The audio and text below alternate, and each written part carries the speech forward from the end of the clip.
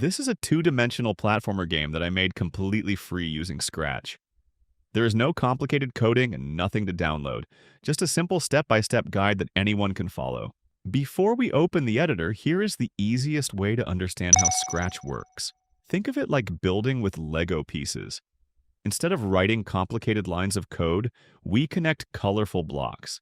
Each block gives the game one instruction, such as moving the character, making it jump, changing its appearance, or detecting when it touches something. Now that you understand the basic idea, open the Scratch homepage using the link in the description. You can use it directly from your browser for free without downloading anything. Create an account or log in so you can save your game while we build it. The characters and objects in Scratch are called sprites. You can think of each sprite as an actor that we control inside the game. We are not going to learn every Scratch tool before creating anything.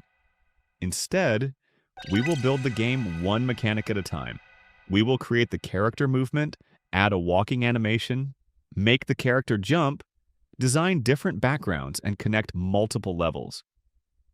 Even if you have never used Scratch before, do not worry. Just remember this simple process. Choose a block, connect it, test the game, and see what happens. The goal is not to memorize every block today. The goal is to finish this video with a working game and understand why each part works. Once you understand that simple process, you can reuse it to create your own characters, levels, and game ideas later. Step 1. Create the character and add movement. Now we are inside the Scratch editor. On the left side, we have all the blocks we can use. In the center, we connect those blocks, and on the right side, we can see and test our game.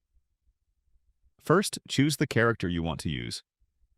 You can keep the Scratch Cat or select a different sprite from the library. I am going to use a simple character that is easy to see while it moves across the screen. Before adding movement, place the character near the left side of the game. Then go to the event section and drag the block that says, "When green flag clicked." This block tells Scratch when the game should begin. Under that block, add a Go to X and Y block from the motion section. This gives the character the same starting position every time we click the green flag. Now add a Forever block. Everything we place inside this block will keep running while the game is open. Inside the Forever block, add an If block. Open the Sensing section, choose the Key Pressed block, and select the D key. Inside that condition, add Change X by 5. When we press D, the character will move to the right. Create a second condition for the A key. This time, use Change X by -5. Now the character can move in both directions. Click the green flag and test the controls. Press A to move left and D to move right. If the character moves too quickly, lower the number. If it feels too slow, increase it slightly. To make the movement look more natural, open the Costumes tab and check whether your character has more than one costume. Then return to the Code tab and add the next costume block while the character is moving. Add a short wait so the animation does not change too quickly. Test it again. The character should now move left and right while changing costumes like a simple walking animation. Do not worry if it is not perfect yet. The important thing is to build one mechanic, test it, and improve it before moving to the next one. At this point, we already have the foundation of our game. This may look simple, but movement is one of the most important systems in any platformer. If the controls feel comfortable, the rest of the game will be much easier to build. Take a moment to test the movement several times before continuing. Step 2. Add the jump and create the levels. Now that our character can move, we need to make it jump. Go to the Event section and add the block that says When Space Key Pressed. Under it, add a Repeat block. Inside the Repeat block, use Change Y by with a positive number. This moves the character upward. Then add another Repeat block underneath and use Change Y by with a negative number. This brings the character back down. Test the jump by pressing the spacebar. If the character jumps too high, reduce the number of repetitions or the amount that changes the Y position. If the jump is too small, increase it gradually. Now we need a world for our character to explore. Click the Backdrop button and choose a background from the Scratch library. You can also use the Paint option to create your own simple level. For the first level, keep the design easy to understand. Make sure the starting area is on the left and leave a clear path toward the right side of the screen. Next, create 2 more backdrops. These will become level 2 and level 3. Give each one a different appearance so the player can clearly see when the level changes. You can rename the backdrops to level 1, level 2, and level 3. This will make the next part much easier because we will use those names when connecting the levels. At this stage, do not add too many objects. A simple game that works correctly is better than a complicated game that is difficult to control. Click the green flag and test the movement and jump together. Move across the first background, jump several times, and make sure the controls still feel comfortable. Now pause for a moment and look at what we have created. Our character can move, animate, and jump inside a level. This is already the basic structure of a platformer. From here, backgrounds, obstacles, coins, enemies, and goals are simply new pieces that we can add one at a time. Step 3. Connect the levels and test the complete game. Now we're going to connect the backgrounds so they work like separate levels. Choose a new sprite from the library or draw a simple arrow. Place this arrow near the right side of the first level. The arrow will show the player where to go next. Select the arrow sprite and add a forever block. Inside it, create a condition that checks whether the arrow is touching the player.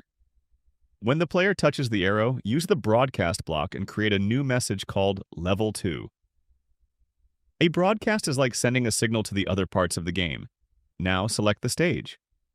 Add the block that says, When I receive Level 2, and connect the Switch Backdrop to Level 2 block. Return to the player sprite and add another When I receive Level 2 block.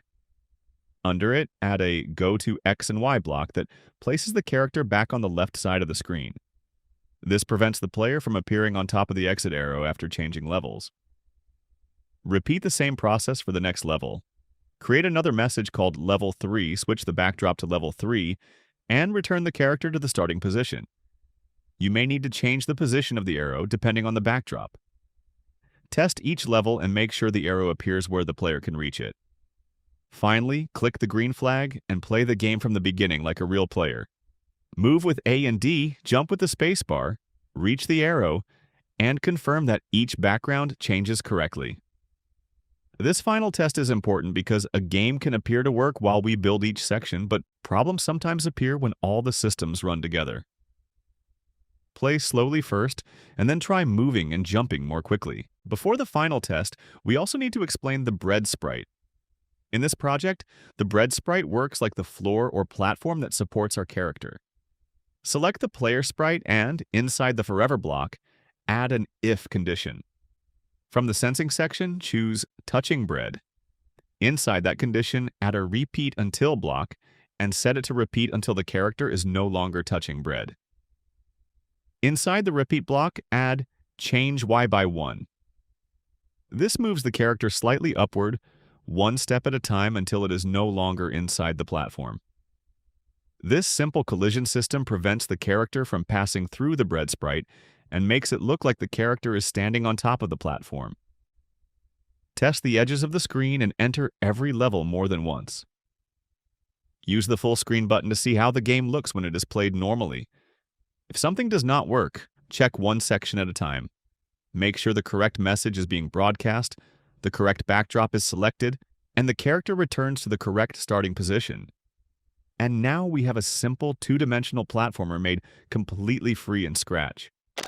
We created the movement, added a walking animation and jump, designed multiple levels, and connected everything without writing traditional code. And that is how you can create your own two-dimensional platformer in Scratch, completely free, even if you have never made a game before. From here, you can continue improving it by adding obstacles, enemies, coins, sound effects, a score system, or even more levels. You could also change the character, create your own artwork, add a start screen, or build a final level with a special challenge. Do not worry if your version looks different from mine. That is actually a good thing, because the purpose of Scratch is to experiment and turn a simple example into your own project. The best way to learn is to change one block, test the result, and continue improving the game step by step. You can find the direct link to Scratch in the description so you can start building your own game. If this tutorial helped you, leave a like and subscribe for more simple tutorials about creating games, apps, and projects without complicated coding. Thanks for watching, and I will see you in the next video.